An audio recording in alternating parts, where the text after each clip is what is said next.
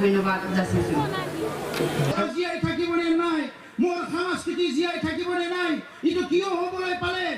কাৰণ যোৱা 17 বছৰত হাগ্ৰামা মহিলাৰী ডাঙৰীয়াই অসমীয়া জনগোষ্ঠীৰ ভাষা সংস্কৃতি আজি ধৰ্মৰ পৰা আদি কৰি এইটো মানে বচাই ৰাখাৰ কাৰণে কিঞ্চিত কাম নকৰিলে জনগোষ্ঠীৰ ৰাইজসকলৰ সমৰ্থন লাভ কৰি পেলাই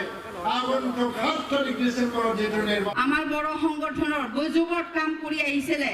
তেখেতে কি কাম কৰিছে আপোনালোকে জানে হয় না নহয় दासो जलंगानि मावजिया ओंखारबाय माने बिथाङा सिं BPF खौनो खालामबाय थादोंमोन दिनै ओपेन जाबाय मोनसे समाव बिथाङा साननैसो BPF नि टिकेट मोनैयाव जों फैनानै गाफ्लादोंमोन आरो दायो BPF आवनो थांफिनबाय दा दिनै रायजो राजा मिथिबाय सानसुमा खुंगुर बसुमतारिया सोर दिनै बिथाङा मोनसे समाव BSc सुक्ति खालामदोंमोन बे BSc सुक्तिया मा दङमोन मा गैया रायजो राजाया मिथिगौ बिनि उनाव बिथाङा BTC जेला सुक्ति जायो बे BSc सुक्ति खालामग्रा BTC सुक्तियाव बिथाङा सापर्ट गैयामोन नाथाय बे BTC सुक्तिखौ रायजो राजाया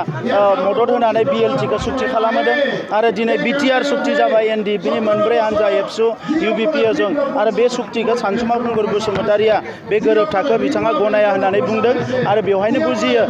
सानसुमा खुंगुर बसुमतारिया बर' हारिनि मोजां लुबैना लुबैया दा नंखायनो बिथांमोन बायदि मानसिया दिनै बर' हारिखौ बेसेबांबा अलखदनिफ्राय मोनसे फैनाय मोनसे हारिखौ मोजां लामा दिन्थिलांनांगौमोन दिनै गावनि राजखान्थि लाबालाबनि थाखाय जे उल्थां फाल्थां खोथा बुंदों बियो जोबोद दुखुनांथाव आङो बिथांखौ मान होयो बिथांनि जिउआ गोलाव जाथों बिथांनि देहाया मोजाङै थाथों नाथाय बिथाङा राजखान्थि उल्थां फाल्थां खोथा बुंनाया हारिखौ खहा खालामगोन बे खोथाखौ बयबो बुजियो BPF आ एबार उदालगुरियाव मोनसेबो मासि मोना बेयो रोखा बिथांमोना 17 बोसोर BPF खालामनानै उदालगुरिनि MLA मन्त्रिफ्रा EM GM फ्रा रायजो राजानो जेबो लाबोनानै होफैनो हायाखै आरो जोङो सुक्ति खालामनानै दिनै उदालगुरियाव अर्गेनिक इउनिभारसिटि फैदों ट्राइबेल इउनिभारसिटि फैदों NIT फैदों उदालगुरियाव दिनै नेशनेल स्पर्ट्स माने मा होनो स्टेडियाम फैदों बेजों लोगोसे बाथौ खेराइसालि फैदों मोजां फसंथानफोर दिनै उदालगुरियाव फैदों आरो बेखौ रायजो राजाफ्रा दिनै बरायदों दा नंखायनो एबार BPF जों रायजोफ्रा थाया एबार UPPL जोंसो थागोन आरो UPPL आ गासै 10 सीटनि गेजेराव 10 सीटखौनो 10 मासिखौनो लानानै देरहागोन आरो BTR सरकारखौ दागोन जिल्लायाव रिहन दैमारि बिथाङा दै लोंहोनो हायैल' नङा बिथाङा गोदान मोनसे जेबो फसंथान लाबोनो हायाखै जेबो खामानि मावनो हायाखै खालि रायजो राजाफोरखौ थगायनायनि बादै बिथाङा जेबो लाबोनानै होफैनो हायाखै इलेक्सन फैबा रायजोफोरनो फैसा रानो धोरोम आफादफोरनो फैसा रानो सोरनोबा फैसा रानो होननानै जों खोनादों बिनि बादै बिथाङा रायजो राजानि जेबो जौगानाय हाबा मावनो हायाखै कुनु स्कुल कलेजनि जेंना फोजोबनो हायाखै मैदेरजों मानसिफ्रा गाथार जागासिनो दङ बेफोर जेंनाखौ फोजोबनो हायाखै दा नंखायनो एबार उदालगुरिनि रायजो राजाया रिहन दैमारिनि बुंनाय बायदि भट होआ उदालगुरिनि रायजो राजाया UPPL जोंसो थागोन दिनै हाग्रामा महिलारिया थांनाय 17 बोसोराव जेरैबायदि थगायबाय सोबख'बाय जाख्लयबाय बेखौ जुदि खालामामोनब्ला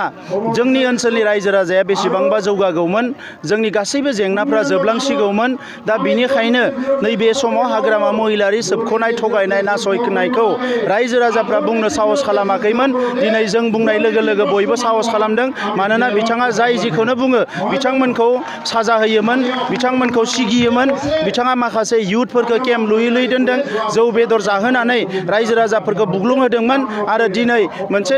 डेम'क्रेटिक सुबुं दाराखान्थिनि मोनसे मोजां थासारि फैबाय आरो बेवहाय रायजो राजाया सोलायनाय लुबैदों आरो बिनिखायनो हाग्रामा महिलारिनि जि रायजो राजाखौ थगायनाय बेखौ जोङो दिनै रायजो राजाफोरनि गेजेराव फोरमायनांगौ जादों मानोना सोरबा सासे दैदेनगिरिया रायजो राजाखौ थगायोबा सोबख'योबा बे रायजो राजाया बे हारिया खहा जानो गोनां जायो आरो बेखौ जों मालाबाबो जानो होआ बिमारि आब'आ जेबो मिथिया बेफोरखौ मानोना बिथाङा बेफोर खामानिखौ मावा बिथाङा जेनेभानिखौसो मावो बिथाङा माने फरेनाव माने गिदिर मिटिंफोरखौसो गायो आरो गोरिब गुन्द्रा आइ आफा रायजो राजाया मा स्किम दङ गैया बेखौ बिथांमोना मालाबा बिजाबावबो फराया बिथाङा इन्टारनेशनेल लेभेलनि लिडार दा जोङो मिथिगौ दिनै भारत सरकारा 75,000 मोनफ्रोमबो माने सेल्फ हेल्प ग्रुपनो फैसा होनायनि स्किम दङ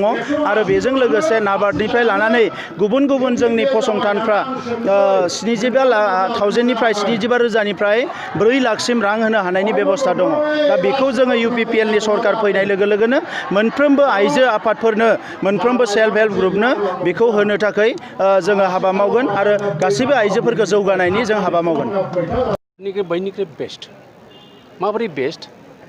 BEC-आवथ' आंबो दंमोन आंबो लाबोफानाय दंमोन आं बे समाव BPC-नि फाउन्डार प्रेसिडेन्टमोन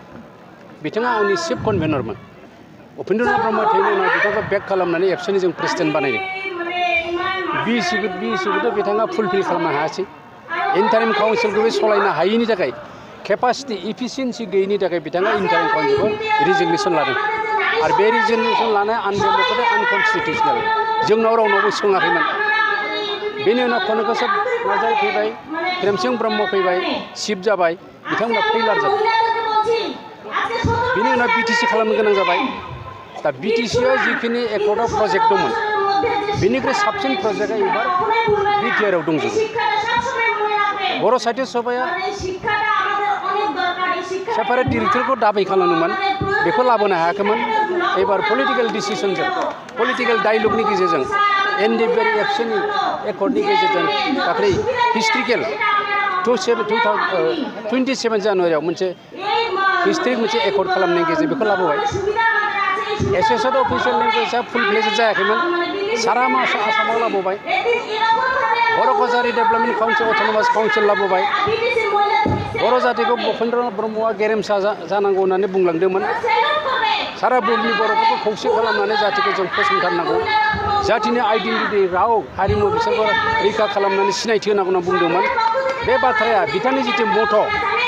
थांनानै थानांगौ आरो सोरखौबा थांनानै थानो होनांगौ बेखौ जों एबार इमप्लिमेन्ट खालामनाय जासिगोन मानो होनबा सारा आसामाव बर'नि मानसिफोरखौ जोङो मिनिमाम पलिटिकेल एरेन्जमेन्टनि गेजेरजों रैखाथि होनो हानायनि लामाया सफैबाय आरो बेखौ खालामनाय एबसु आरो NDP-नि लिडारफ्रा एकमात्र प्रमद बर' आरो गबिन्द बसुमतारिनि दैदेननायाव बे जानानै फैनो हादों बेनिखायनो गबिन्द बसुमतारि आरो प्रमद बर'नि आखाइखौ सक्तिशालि खालामनांगौ बिथांमोनखौ एबार परिबर्तननि खाथिराव सरकाराव लाबोनांगौ आरो बे कारापसन फ्रि मोनसे एवार्ड होनो सानदों जिहेतु 35 बोसोर NDP आन्दोलन खालामबाय बिथांमोननि जास्टिस होनायखौ रिकनसिलिएसन खालामनांगौ सारा आसामा दिनै सारा इन्डियाया नर्थ इस्ट रिजनाव बर'फोरखौ शान्ति गोजोन थासारिनि गेजेरजों मेन स्ट्रिमाव लांनानै बर' माहारिखौ दैदेननो आरो जौगाहोनो थाखाय जि थांखि लाबाय दिनै बे थांखिनि गेजेरजों आरो बेनो जाबाय BTR एकर्ड दा बे दिनै बे उदालगुरि गिदारिनि गेजेरजों रायजो राजा बा इउपिएफखौ ट्रेक्टरनि सावगारियाव बेसेन गोनां भटफोरखौ होनानै जाहाथे दैदेनहैयो आरो आं दिनै डिक्लेयार होयो 40 खान सिटनि गेजेराव जों 32 खान सिट मोनगोन होननानै आं दिनै डिक्लेयार होनाय जाबाय बेयो ओरैनो राजनितिक खेलासो जेबो नङा बिहा BJP-आव थांनायनि एजेन्डाया बेसेबांबा बोसोरनि बेसेबांबा गोबावनिफ्रायनो जादों आं मैया बुंदोंमोन जे माने मा होनो राष्ट्रीय दलाव थांनायनि आगोल माने बियो सानबावनांगौमोन आरो बे जोंनि ओनसोलारि राजनितियाव फैजागौमोन होननानै नाथाय बेखौ बुंनायनि उत्तराव बेयो होनदों नाथाय जे जातीयताबादि धाराजों फैनाय मानसि हिसाबै बेवहाय थांनायनि आगोल बिसोर 10 सिन्था खालामनांगौमोन आरो इमानुएल मोसाहारियाबो बेवहाय थांनायनि आगोलनो 10 सिन्था खालामबा मोजांमोन आं बेखौल' खावलायदों आंहा बुंनांगौ जेबो गैया सोर BJP-आव थांनानै जुदि गाव गावनि राजनितिनि थाखाय मोजां सिमां नुदोंबा that is up to them बिथांमोनखौ आङो बुंनांगौ जेबो गैया दिनैसो आं गोदान खोनादों आंनि हेंथायै बे जेबो बुंफेरामोनबो दिनैसो आं गोदानै खोनादों दा BTR सुक्तिजों दा माने मोनसे खोथा मा BTR-नि बाहेरानि बर'फोरनि बिथांमोना बे सुक्तिजों बर' कचारि अट'नमास काउन्सिल बेखौ मोनफानाय जादों आरो बेनि थाखाय दा जोङो देनांहाय BTR सरकार जायोबाबो आसामाव मोनसे मिनिस्ट्रिया मोनसे डिपार्टमेन्ट थागोन जे जयैनाखि BTR बर' कचारि अट'नमास काउन्सिल आरो BTR-खौबो डेभेलप खालामनांगौनि थाखाय बबेबा मोनसे मिनिस्ट्रिया नायगोन दा बेवहाय जों ज' डेभेलपनि थाखाय फैगौ समाव ज' खामानि मावलांगोन आं बेखौ आसा खालामो मानसिफोर बाहागो लादों दा भैरबकुन्दनिफ्राय गबिन्द बसुमतारिया देरहालांगोन खाथां हरिसिङानिफ्राय सन्जय स्वर्गियारि देरहालांगोन सानजारां डक्टर नीलोद स्वर्गियारि रौतानिफ्राय आरो बेनिफ्राय फासनै सेरफांनिफ्राय दीपक बराल आरो बेनिफ्राय रुजु मोसाहारि धनसिरिनिफ्राय बे देरहानायफ्रा फ्राय खाथां जाबाय खारन दा गामि गामि BPF नि जिथु परिस्थिति जोबोद गाज्रि थासारिया गासिबो BPF गारि गारि UPPL जाजोबगासिनो दङ साननैसो BJP मोनसे हावा जादोंमोन दा BJPआबो गोबां BJP गारनानै UPPL हाबगासिनो दङ दा सोलायनाय नांगौ मानो होननानै बुङोबा दिनै गुबुन हान्जाफोरा मोनसेबो एजेन्डा गैया UPPL खौ रायनानैनो इलेक्सन गेलेदों आरो क्षमता मोननो थाखायनो इलेक्सन गेलेदों खिन्थु UPPLआ दिनै मोनसे एजेन्डा लानानै खामानि मावदों जे जाहैबाय BTR सुक्तिखौ जाफुंहोनांगौ BTR सुक्तिजों सोमोन्दो दङ सिमा बारायनाय आरो बेनिफ्राय NDB केडारफोरखौ रिहेबिलिटेसन होनाय मुंख्लं नखरफोरनो मदद होनाय जौगाखांनाय लाबोनाय 1,500 कोटि टाकाखौ लाबोनानै जौगानायनि खामानि मावनाय मोनबा इउनिभार्सिटि गायसननांगौ इन्जिनियारिं मेडिकेल कलेज बेबायदिनो गोबां फारसेथिङै जाहैबाय दुर्नीति रां जाख्ल'नायखौ होबथानायनि थाखाय खामानि मावनांगौ दा बे थांखिखौ लानानै UPPLआ दिनै खामानि मावनो ओंखारदों दिनै BTRनि माखासे रिभिउ खालामफिनदोंमोन नाथाय दिनै BPFनि जानानै गोबां जायगायाव गोजौदों बिथाङा गावनि थांखि लानानै मा खालामदों बुंनांगौ जेबो गैया गणतन्त्र बयहाबो अधिकार दं नाथाय रायजो राजाया बबेया सैथो बेखौ नायगासिनो दङ जों गोबां एफर्ट खालामबोबाय जोंनि थांखियाव मोनसेबो एफर्टजों जों सहैयाखै बिथां खालामनाय उनावहाय हाग्रामा खालामनाय दिनै खालामनाय गासिबो एफर्टखौ नायोबा जों आलादा रायजो बिनायमोन हिसाबै आलादा रायजो बिनायनि खाथियाव जों सहैनो हायाखै आगानफा आगानै आवगायदों दा बेखौ नायजोबनानै सिगांनि बबेबा एखरा साबसिनमोन नैबे एखरा गाज्रिसिनमोन होननायनि खुनु भिटियानो गैया जुक्तियानो गैया दा जोंहा आगानसे आगानै आवगायलांनांगौ बिथांमोनहा जुदि मोनसे गिदिर थांखि इयुनाव जुदि दङबा मावनायनि बे थांखिखौ लानानै मावलांथों नाथाय दा BTC इलेक्सननि समावसो बेफोर आयदाफोरखौ थिखांनानै बबेबा हान्जानि हेंथायै बबेबा हान्जानि थाखाय बाथ्रा बुंनाय बाथ्राफोरखौ रायजो राजाफ्रा पियरलि इलेक्सननि थाखाय जादों होननानैनो लागोन बेखौ फोथायनाय नङा आरो बे बेक्तिगत भाबै रावनिबो हेंथायै बुंनो थाङा आं बयखौबो सनमान होयो आरो बयखौबो अनोबो आंनिफ्राय दुइसिनफोरखौ नाथाय रायजो राजाफोरखौ आं बेखौल' खावलायगोन सोरनि लाइना थिग थांदों दिनै जेनेबा BTR सुक्तिखौ होननानै बुङोबा सोरनि सुक्ति होननानै बुंनाय जायो बे जाहैबाय NDFBनि आरो एबसुनि मोननै आफादजों बाहायथ' दस्रा आफादाथ' सुक्ति खालामाखै आरो NDFB होनना बुंबा बे सुक्तिखौ दिनै रन्जन दैमारियाबो सहि होदों धीरेन बर'आबो सहि होदों आरो गबिन्दआ होदों सावरायग्राया होदों NDFBनि गासैबो हान्जायानो होदों दा बे सुक्तिनि सायाव दिनै खोथा बुंनो थाङोबा एसे बेखौ आरो 10 बार साननो गोनां जे बे सुक्तिया गोरोन्थि जादों होननानै बुङोबा बयबो गोरोन्थि जागोन थ' बे सुक्तिखौ हाग्रामायाबो फरायदोंमोन दा जों लुबैदोंमोन मा एबार जुदि बयबो बे BTR सुक्तिखौ मावफुंनायनि थाखाय खौसे आवगायबोयोबा खौसेयैनो सिगां लांजागोन राजनितियाव नाथाय बे जायालासेनो दिनै बेबायदि आलदा आलदा जादों दा ससियेल मिडियायाव गोबां मानसिफोरखौनो बिराद गाज्रि गाज्रि बाथ्रा बाहायनानै रायनाय नुनो मोन्दों आंनि खावलायनाया बेनो खुनु हान्जाखौ इसेबां गाज्रि गाज्रि बुंनो नाङा सोद्रोमथिखौ बारनानै बाथ्रा बुंनो नाङा राजनिति बा इलेक्सना मोनसे हारि बा समाज दानायनि जोबथा गान्थि नङा बे मोनसेल' गान्थि गाबोन जों जयैनो हारिनि थाखाय खामानि मावलांनांगौ समबो फैफिननो हागौ ओंखायनो सिमा बारलायनाङा रावखौबो इसेबां गाज्रि गाज्रि रावजों रायनोबो नाङा आरो मोनसे राजनितिखौ मोनसे भेलु बेस राजनिति खालामनोबा मोनसे बेसेननि राजनिति खालामनांगौबा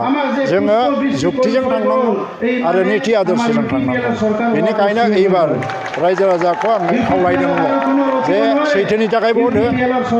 आरो BTR सुक्तिखौ मावफुंनायनि थाखाय भट हो जुदि मावफुंनो हायाबा 5 बोसोरनि उनावहायनो UPPLखौबो बिदाय हो खारन मावफुंनो हायाबा UPPLखौ मालाय माने नाजावबाय थानो खिन्थु मावफुंनोथ' सुबिदा होनांगोन खाबु होनांगोन बेखिनिखौल' आङो खावलायदों